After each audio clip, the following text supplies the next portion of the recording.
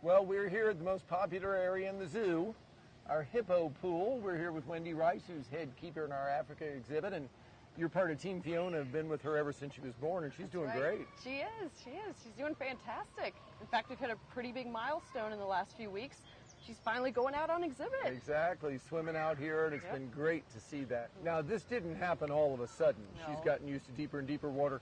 What did she do when she first came out and saw the big pool? Well, the first day out was really exciting and very interesting. We were curious to see whether she would be super confident and charge out here, or whether she would be hesitant. But she surprised all of us. She came out with a good amount of confidence. But luckily, she realized pretty quickly, oh my gosh, there's the biggest pool I've ever seen out here. And once she got into the water, she just took off. Yeah. She was just super brave and confident. She had her team around her, so all of her care team that's been involved from the start, we were out there. We even had divers in the water who were ready to kind of jump in and rescue her if she looked like she was struggling at any point. But she did absolutely fantastic. At no point did we have to intervene or help her to the surface. And in the indoor pools, the deepest water we could get was about 6.5 feet. And out here, the depth is closer to 9 or 10 feet at the very deepest spots. So there wasn't a good way to transition her. It was kind of like, all right, kid, you can handle 6.5. Let's see what you do with 10. And luckily, she came out here, and she's a little champ. She does it just fine. She's just a proper hippo, doing a lot of swimming, doing a great job. So it's just been good forward progress from day one. We're really thrilled that she's done as well as she has. So folks have expectations that are reasonable. The zoo's open, 9 hours a day. Right. But she's not out here swimming that much yet. Yeah. So when people come, they may or may not see her, just like if you go to a national park, you might not see a wolf or a grizzly bear. Exactly. But what should people expect?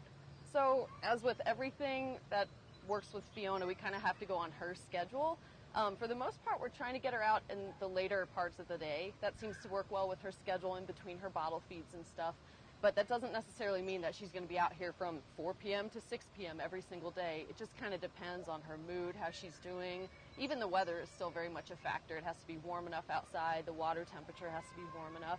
So she will be going out sporadically here and there as often as we can, but we can't make any promises about when she'll be out. We don't have a set schedule because we kind of, like always, we have to work with what works for Fiona. So whatever's best for her is kind of how we're going right now. A little bit on her swimming. Of course, everybody knows hippos live in water by day, and yet they sink like a rock. They do. So how does she get around? Yeah, well, yes, they're incredibly dense. They're so dense that they technically can't swim. Right. And as you come and see her and even her parents on exhibit, you'll notice that they run along the bottom of the exhibit. Yeah. So instead of swimming at the surface of the water, they're down on the bottom, and they have to porpoise and push themselves up to the surface to breathe. So you'll see Fiona do that same thing, and it's really impressive because she, comparatively to the adults, she's so tiny, but even in that 10 deep water, 10 foot deep, she just pushes right up and powers herself up to get her breath. And if she misses, if she comes up short, she doesn't panic. She lets herself sink. As soon as she hits the bottom, she pushes up again. Yeah. And she's also doing a great job of navigating the exhibit. So she's learned where the shallow ends are. There's even kind of a shallow fish bowl in the middle that she can prop herself on and take a breather. Yeah. She's doing a great job. She seems to really enjoy it out there. She's definitely checking out the fish. And even getting her used to seeing people on the other side of the glass has been a process. Yeah, that's a good point. You can see through. Yes.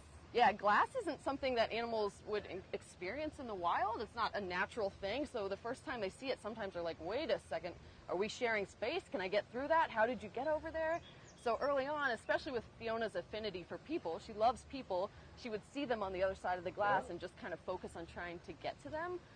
Eventually, she's a smart cookie, though. She learned, like, okay, I guess I can't get over there. And she's like, well, you're over there, I'm over here, I'm going to do my thing. But there have been a lot of little things that we've had to acclimate her to very slowly on this exhibit. Well, Wendy, thanks for everything you do, taking care of Fiona and everything else here in Africa. Happy to. So Fiona won't be out all the time, but the next time you're at the zoo, check out the pool, because each day we'll try to get her out more and more as she grows up.